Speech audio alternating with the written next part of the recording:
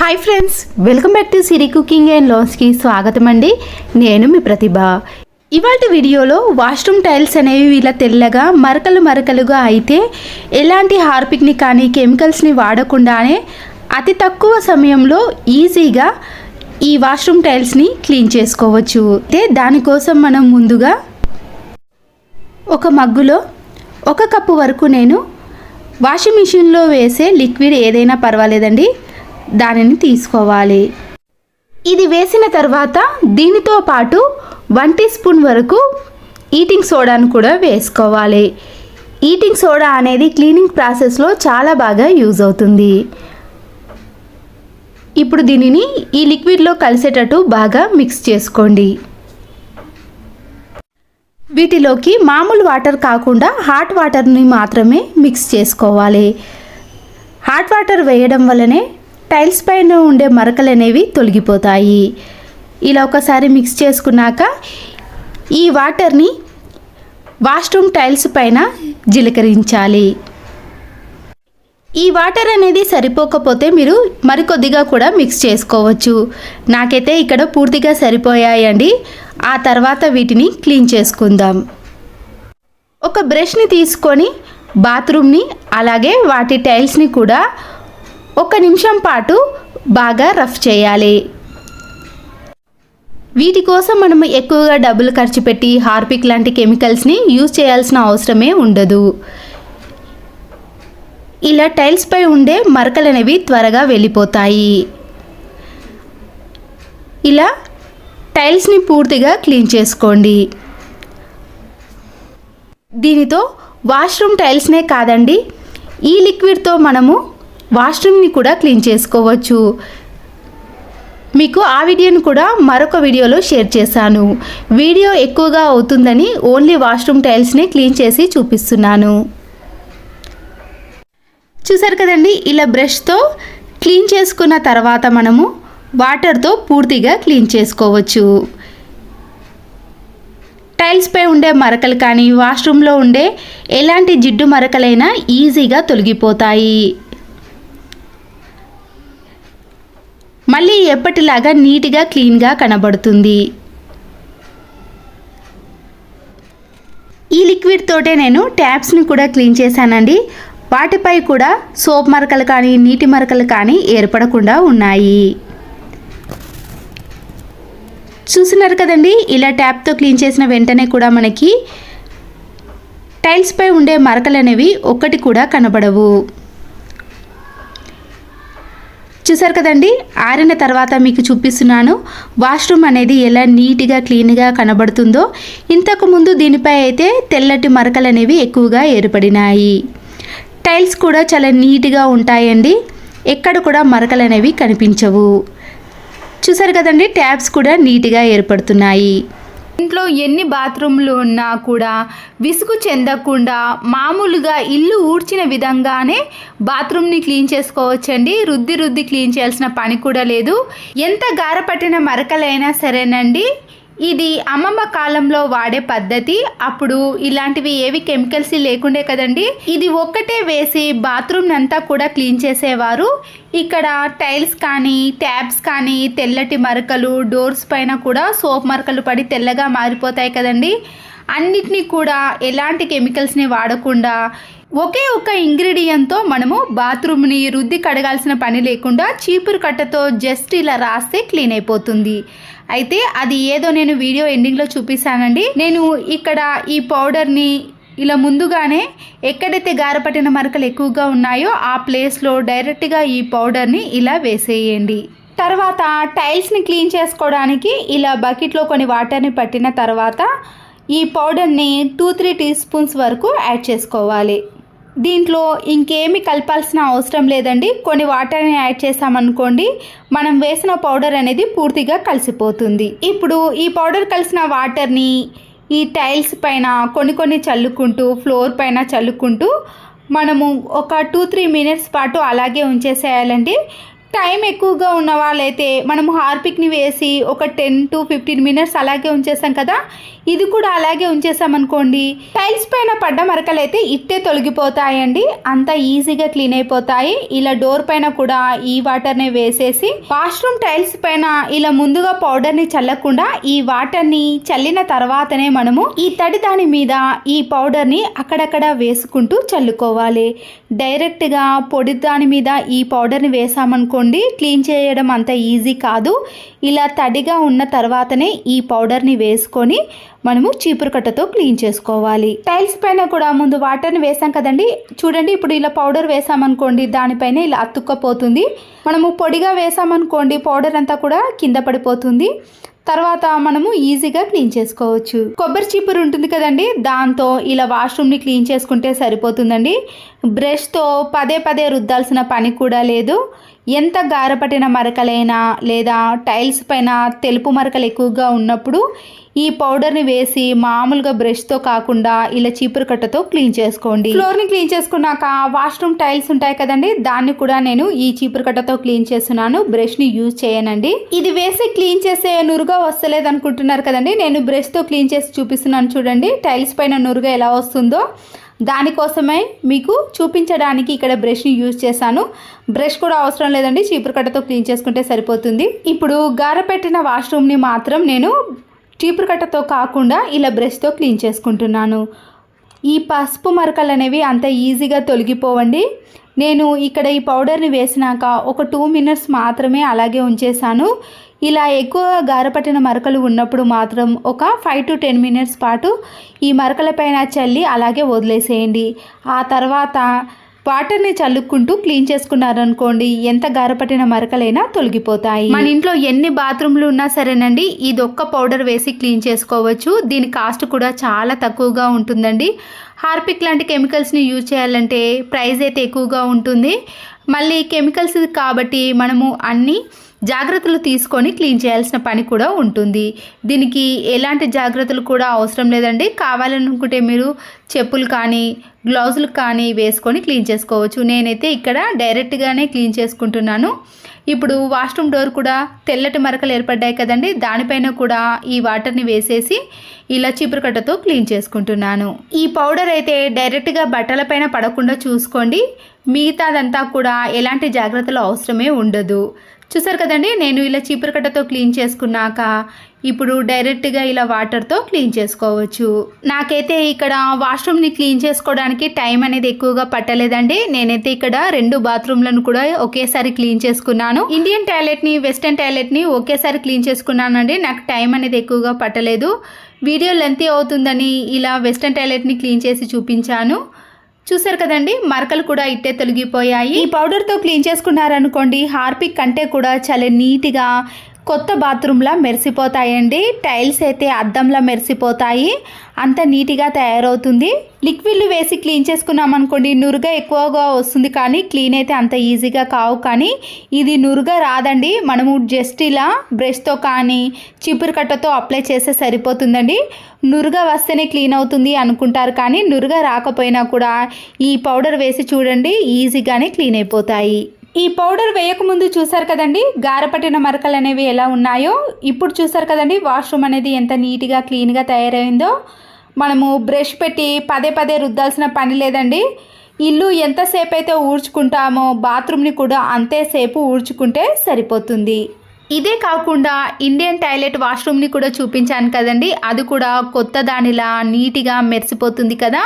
వాష్రూమ్సే కాదండి, ఈ పౌడర్తో wash basin కానీ సింకును కానీ నల్లగా జిడ్డుగా తయారైపోయినప్పుడు ఈ పౌడర్ని కొద్దిగా వేసుకుంటూ ట్యాప్ పైన కూడా మనము ఈ పౌడర్నే వేసి స్టీల్ స్క్రబ్బర్తో కానీ మామూలు స్క్రబ్బర్తో రుద్దేసుకోండి.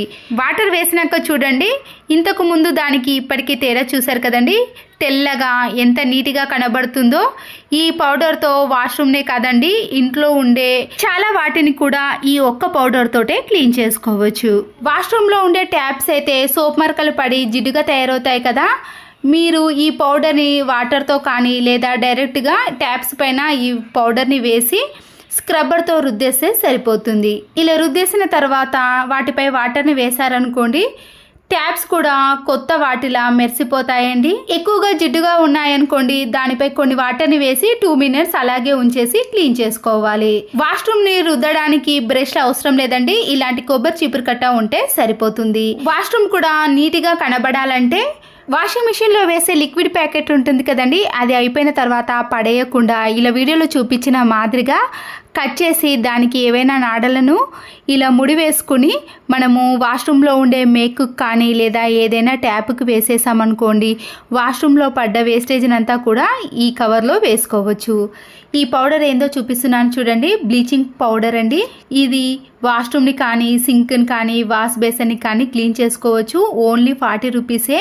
2 వాష్రూమ్లను క్లీన్ చేయంగా కూడా ఈ పౌడర్ అనేది ఇంకా అలాగే ఉందండి. కొద్దిగా మాత్రమే యూజ్ చేశాను, చాలా తక్కువ కాస్ట్ ప్రైస్ అండి. మీరు కూడా ఒక్కసారి వాడి చూడండి.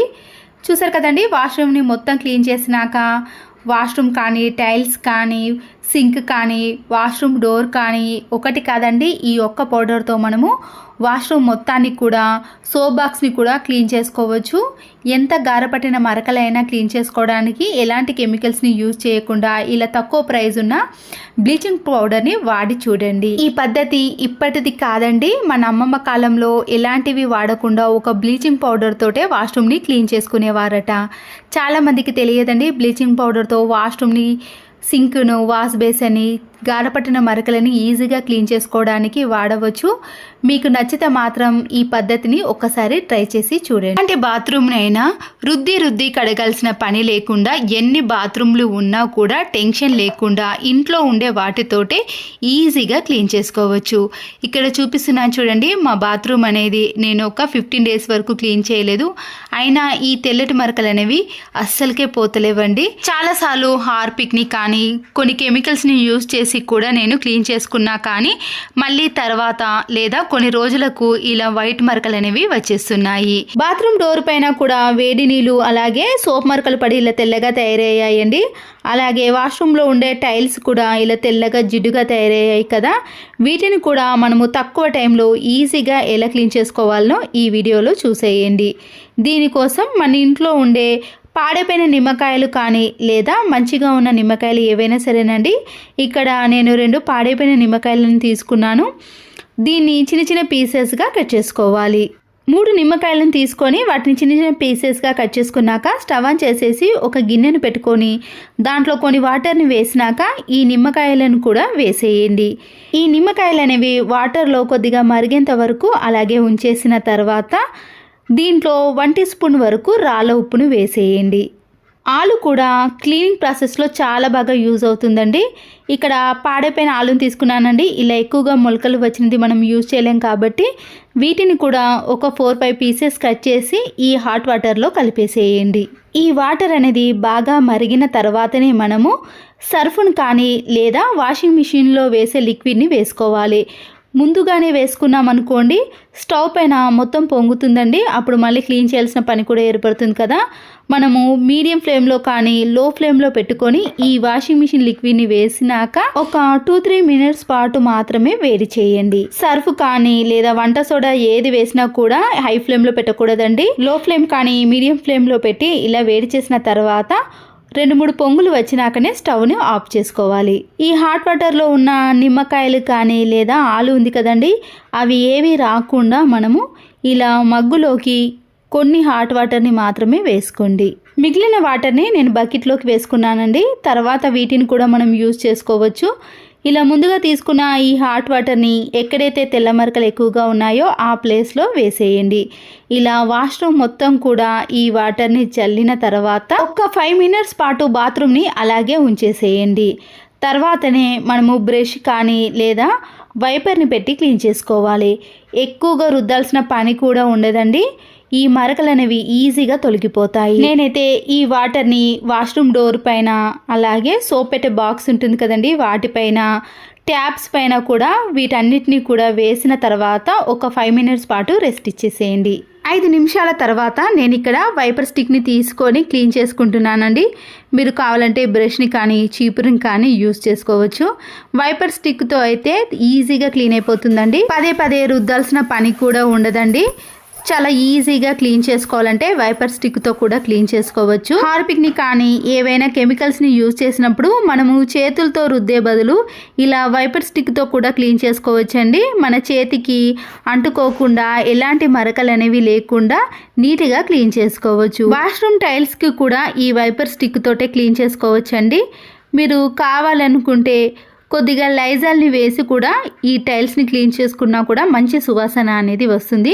వాష్రూమ్ని క్లీన్ చేసుకునేటప్పుడు గ్లౌజులు కానీ స్లిప్పర్లు కానీ ఏవి వేయాల్సిన అవసరం లేదండి.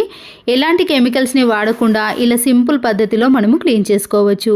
ఒకప్పుడైతే ఇలాంటి వాటితోటే క్లీన్ చేసుకునేవారండి. ఇప్పుడంటే చాలా రకాల పద్ధతులు వచ్చాయి, కానీ ఈ పద్ధతి అయితే అన్నిటికంటే చాలా బెస్ట్గా ఉంటుంది. రిజల్ట్ కూడా 100% వస్తుంది. చూడండి, బాత్రూమ్ని క్లీన్ చేస్తున్నప్పుడే మనకి దాంట్లో ఉండే మురికి కూడా వచ్చేస్తుంది కదా. బాత్రూంలో ఉండే ట్యాప్స్ని కూడా చూసారు కదండి, తెల్లటి మరకలు ఎక్కువగా కనిపిస్తాయి కదా. వీటిని కూడా మనము అదే వాటర్ని కొన్ని వేసిన తర్వాత ఇలా స్క్రబ్బర్తో క్లీన్ చేసుకోవాలి. అప్పుడు ఈ ట్యాప్స్ కూడా చాలా నీట్గా కొత్త దానిలా కనిపిస్తాయి, మంచి షైనింగ్లోకి కూడా వస్తాయండి. సోప్ బాక్స్ని కూడా మనము ఇలా స్క్రబ్బర్తో క్లీన్ చేసుకుంటే అది కూడా చాలా నీట్గా కనిపిస్తుంది. ఇప్పుడు బాత్రూమ్ని మనము వైపర్ స్టిక్తో క్లీన్ చేయలేం కాబట్టి బ్రష్ని కానీ చీపురు కట్టతో ఇలా పూర్తిగా క్లీన్ చేసుకోవాలి. మంచి సువాసన కోసం నేను ఇక్కడ కొద్దిగా లైజాల్ని వేస్తున్నానండి. మీరు కావాలంటే దీన్ని వేసుకోవచ్చు, లేదంటే స్కిప్ కూడా చేసుకోవచ్చు.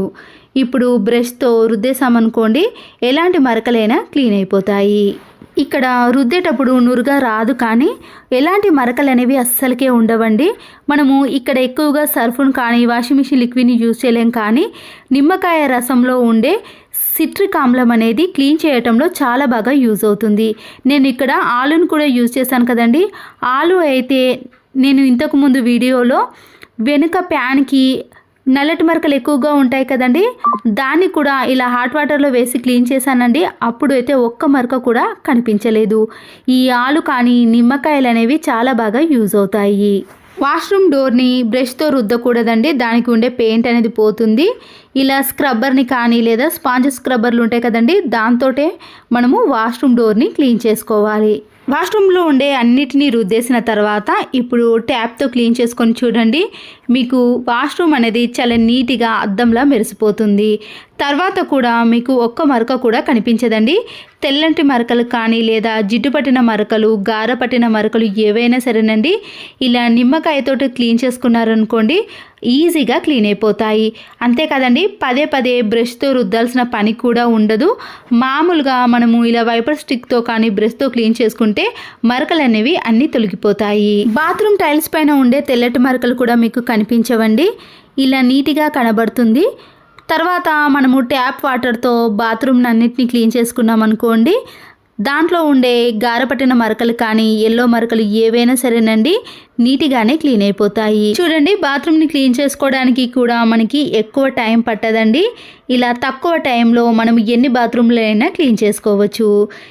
బాత్రూమ్ కూడా ఎలాంటి బ్యాడ్ స్మెల్ లేకుండా మంచి సువాసన అనేది వస్తుందండి.